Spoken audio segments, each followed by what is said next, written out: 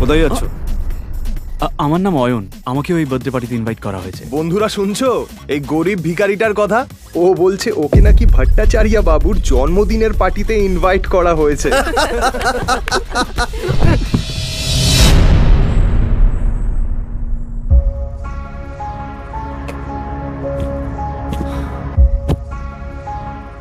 Rusha baby, চলো বাড়ি যাই। বেবি? রুষা, তুমি এই ভিখারিটাকে চেনো নাকি? কই না তো। Who the hell are you? এটা শুনি অয়ন অবাক হয়ে যায়। এর আগেও রুষা অনেকবার অয়নকে অপমান করেছে। রুষা, চলো এবার বাড়ি যাই। এ ভিখারি, বেরো এখান থেকে।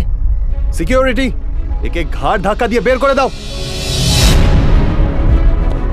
ঠিক সেই সময়ই বার্থডে বয় ভট্টাচার্য সেখানে হাজির হয়, আর তার নজর গিয়ে পড়ে অয়নের ওপর। অয়ন তার জন্মদিনে এসেছে এটা দেখে সে অবাক হয়ে যায়।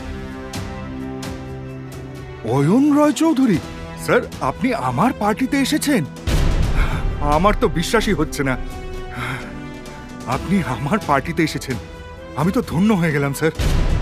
Please please please please please please আসুন স্যার, প্লিজ আসুন। এই দৃশ্যটা দেখা মাত্রই রুষা আর বাকি সবার মাথা খারাপ হয়ে যায়, কিন্তু অয়ন কোনো কথা না বাড়িয়ে ওখান থেকে চুপচাপ বেরিয়ে যায়। বাইরে গিয়ে সে রুষার জন্য অপেক্ষা করতে থাকে। পার্টি শেষ হওয়ার পরে রুষা যখন বেরোয় সে পুরো মাতাল।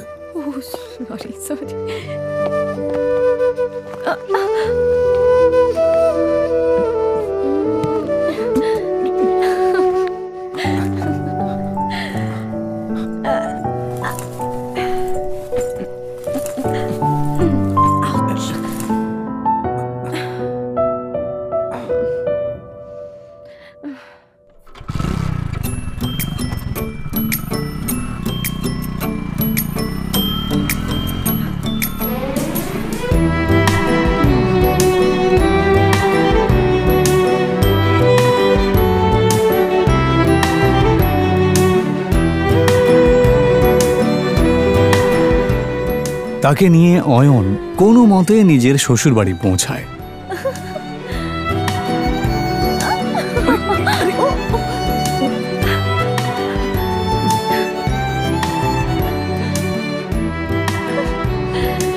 অয়ন শ্বশুর বাড়িতেই ঘর জামাই হয়ে থাকত, আর এই বিষয়টা নিয়ে সবাই ঠাট্টা করত।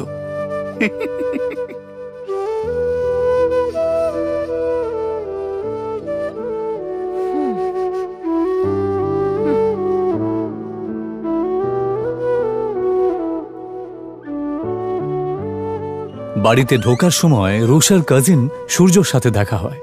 এভাবে বেঁচে থাকতে লজ্জা হয় না? অয়নকে চুপ থাকতে দেখে রুষার কাজিন সিস্টার সায়নী বলে ওঠে, সূর্য, বাদ দে এর কথা। জানি না রুষা কি দেখেছে যার জন্য একে এখনো বাড়ি থেকে ঘাট ধাক্কা দিয়ে বের করে দেয়নি।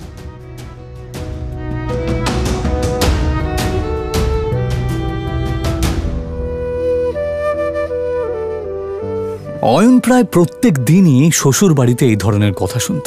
ওর এইসব কথা শোনার অভ্যেস হয়ে গেছিল। ওরা সবাই এই রকম ব্যবহার করলেও ও এদেরকে ক্ষমা করে দিত, কারণ ও রুষাকে সত্যিই খুব ভালোবাসত। নে খা।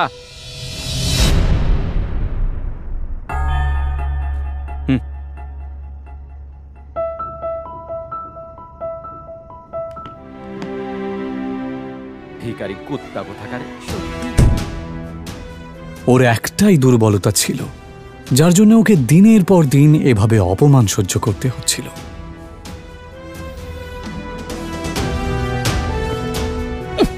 আমাকে নিয়ে যত ঠাট্টা করার করে নাও, যেদিন তোমরা আমার সত্যিটা জানতে পারবে সেদিন তোমাদের মাথা খারাপ হয়ে যাবে। অয়ন আসলে কে সেটা কেউই জানত না। তবে কেন জানি না অয়ন নিজেও কাউকে কিছু বলতে চাইতো না।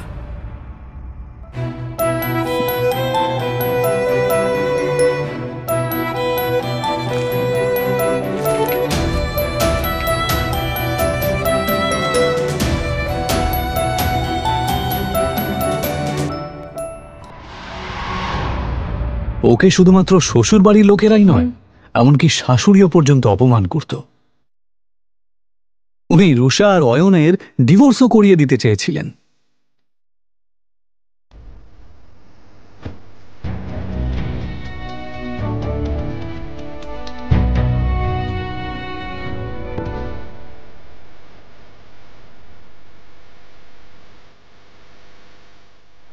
অয়ন, আমি এখন হোটেলে একজনের সাথে দেখা করতে যাচ্ছি।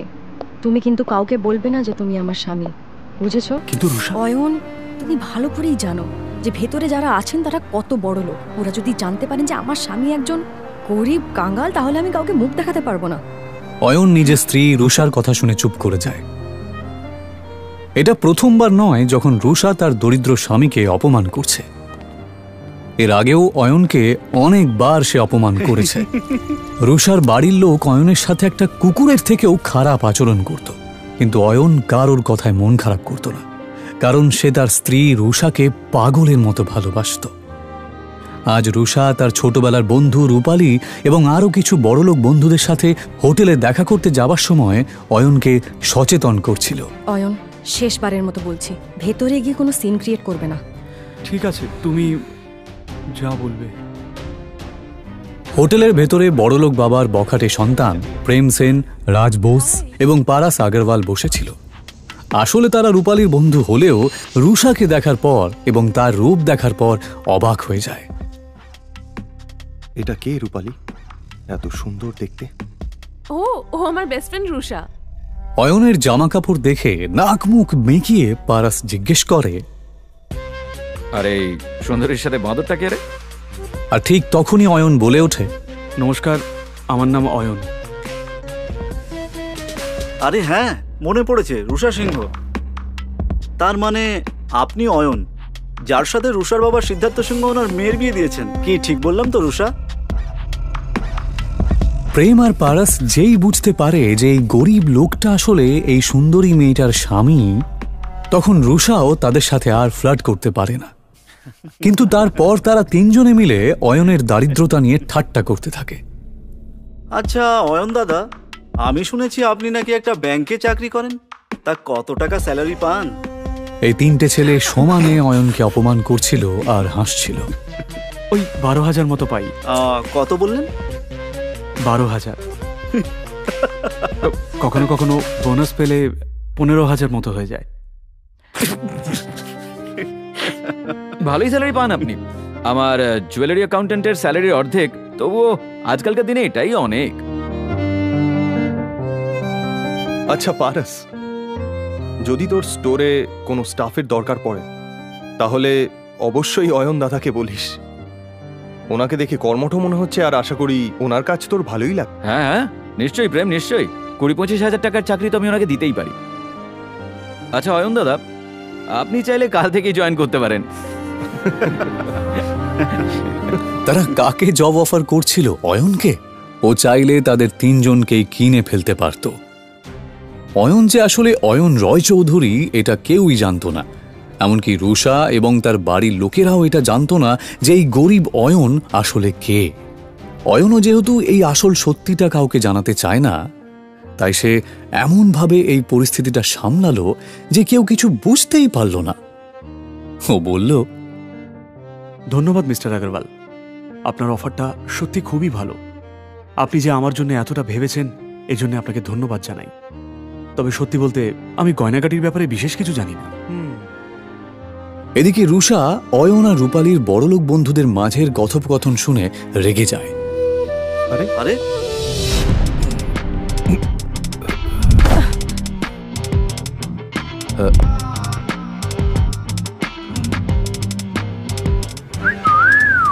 ওই লোকটার মুখ থেকে প্রচন্ড পরিমাণে মদের গন্ধ বেরোচ্ছিল।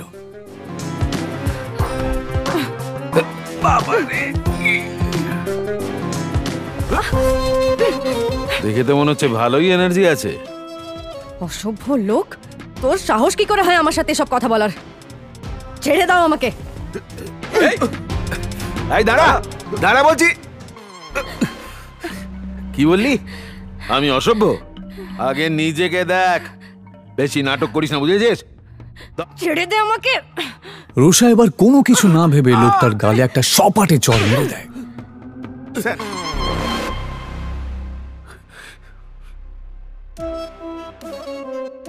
চরের প্রতিশোধ কি করে নিতে হয় আমি তোকে দেখাচ্ছি। রুষা কোনো কিছু বুঝতে না পেরে ভয়ে চোখটা বন্ধ করে নিলেও সেই ভাঙা বোতলটা তাকে ছুঁতেও পারে না। রুষা দেখে যে একটা হাত সেই বোতলটাকে তার কাছে আসতেও দেয়নি।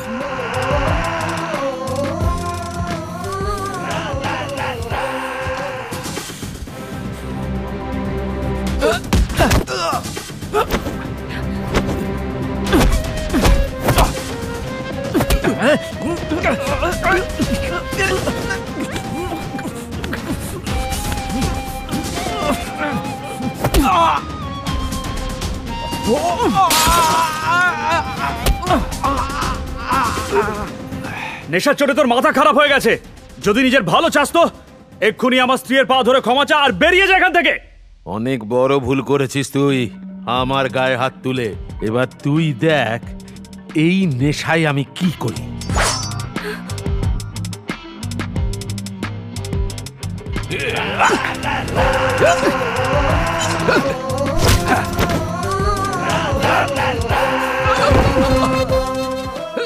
অয়নের এই আচরণ দেখে রুষা অবাক হয়ে যাচ্ছিল। সে বেচারি কিছুতেই এটা দেখে বিশ্বাস করতে পারছিল না। প্রেম সেন এবং রাজ বেদিও চিৎকারের আওয়াজ শুনে সেখানে দৌড়ে আসে। এই অসভ্য মাতালটা আমাকে একা পেয়ে আমার উপর জোর খাটানোর চেষ্টা করছিল।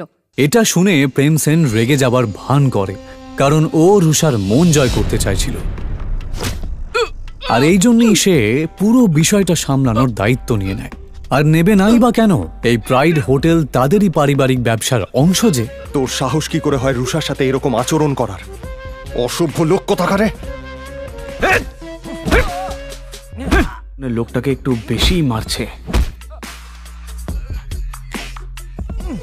একটা জিনিস তো পরিষ্কার যে এই লোকটা শুধুমাত্র একজন মাতাল নয়। প্রেম সেন আর রাজ বোস কিছুতেই থামছিল না, আর তার জন্যই অয়ন তাদেরকে থামানোর জন্য বলে, ব্যাস অনেক হয়েছে, ওর শাস্তিও পেয়ে গেছে। এইভাবে মারতে থাকলে ও মরে যাবে তো। আরে অয়ন দাদা, আপনি এত ভয় পাচ্ছেন কেন? আমি এই হোটেলের মালিক, তাই এই ব্যাপারটার এখানেই মিটমাট হয়ে যাবে। একটা বোকা ভীতু লোক। অয়নের ওপর রুষার প্রচন্ড রাগ হচ্ছিল। রুষা প্রেম সেন আর রাজ বেদির দিকে তাকিয়ে বলল, এবার বাদ দাও, ছেড়ে দাও ওকে। ও অয়ন দাদা, আপনি দেখছি বেশ ভীতু। আমাদের সঙ্গে থাকুন, তাহলে একটু সাহসী হয়ে যাবেন। কথাটা অয়নকে খোঁচা মেরেই বলা হলো, যদিও এসব শোনার পরেও অয়ন চুপ করেই থাকে। ইতিমধ্যেই কয়েকজন গুন্ডা সেখানে ঢোকে আর প্রেম সেন গুন্ডাদেরকে ভেতরে আসতে দেখে। মনে হচ্ছে এই মোটা ষাঁড়ের গায়ে গন্ডারের চামড়া লাগানো। এত মার খাওয়ার পরেও ব্যাটার শিক্ষা হয়নি। কোনো ব্যাপার না, এদের ব্যবস্থা আমি করছি।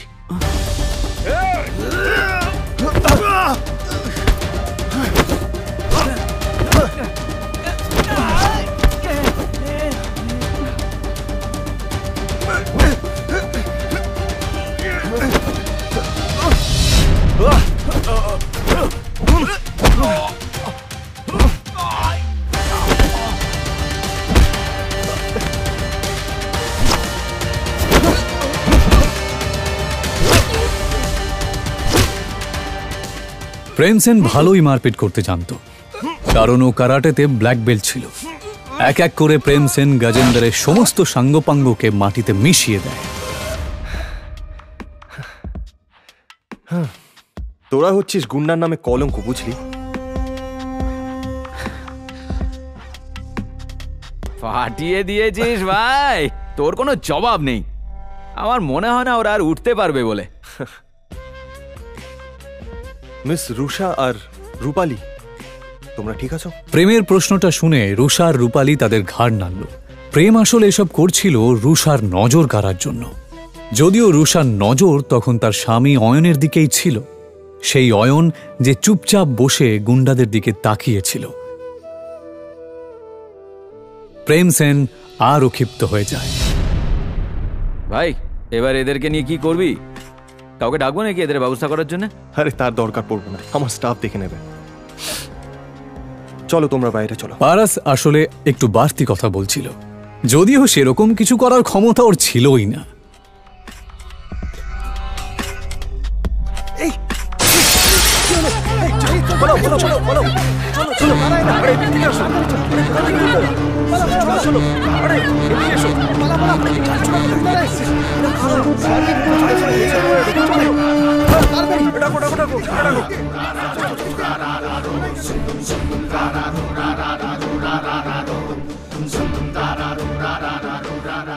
আচ্ছা, তোমাদের এত বেশি সাহস?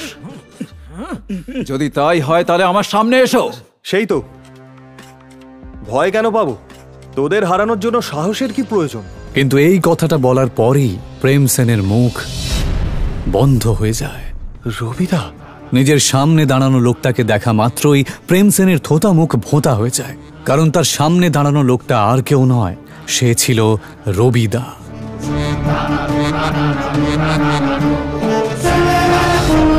তাদের সবার লাল চোখ দেখে এটা বোঝা যাচ্ছিল যে তারা এখানে প্রেম এবং বাকি সবাইকে শেষ করতেই এসেছে। তাদের তিনজনের অবস্থাপন্ন পরিবারের লোকেরা সুরক্ষার ভয়ে যেই রবিদাকে টাকা পাঠায়, আজ সেই রবিদাকে এসে খেপিয়ে দিয়েছে। এইমাত্র আমাকে কে চ্যালেঞ্জ করলো? দাদা, আমি তো ঠাট্টা করছিলাম, আমি জানতাম না ওখানে আপনি দাঁড়িয়ে আছেন। আমায় ক্ষমা করে দিন। ও, ঠাট্টা করছিলি বুঝি? হ্যাঁ, তা হতেই পারে, ঠাট্টা তো হতেই পারে। তাহলে একটা ঠাট্টা আমিও তোর সাথে করি। দাদা, এটা কথা বলে মীমাংসা করলে হয় না?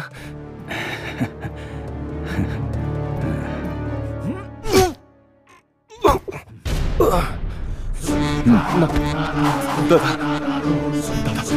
ক্ষমা করে দিন। কি কেমন লাগলো আমার ঠাট্টাটা?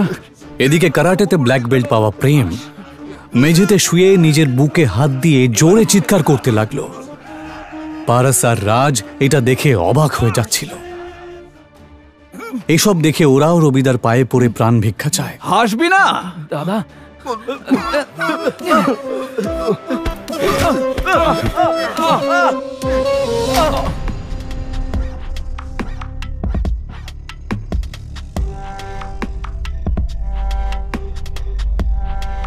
ওঠাতে পারছিস না?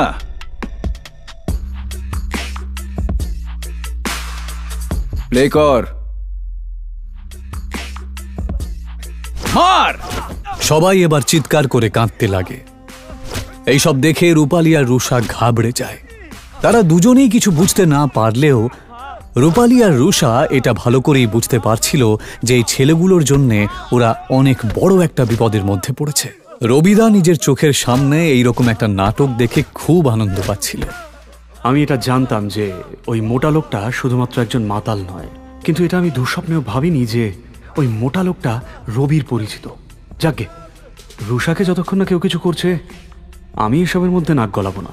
রবিদা বাকি তিনজনের দিকে না তাকিয়ে শুধুমাত্র এই বড়লোক বাবা মার বেকার তিন সন্তানকে মার খেতে দেখতে থাকে। এক মিনিট, এই শোন। হ্যাঁ দাদা।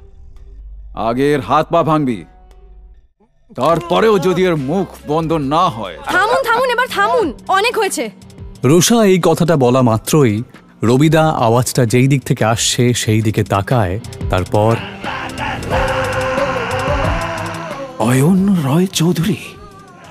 হতবাক হয়ে যায় সে নিজের চোখকে বিশ্বাসই করতে পারছিল না। সবাই চল এখান থেকে। রবিদার এই কথা শুনে সবাই অবাক হয়ে যায়।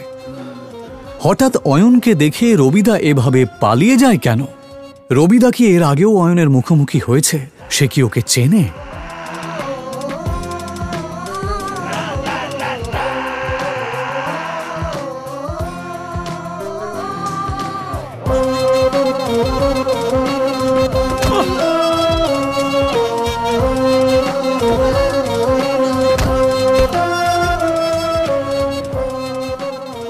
সত্যি কি অয়ন একজন আরবপতি? যদি তাই হয় তাহলে সে কেন এভাবে দিনের পর দিন অপমান সহ্য করছে? রুষার বাবা অয়নের মতন একটা গরিবের সাথে কেন তার বিয়ে দিয়েছে?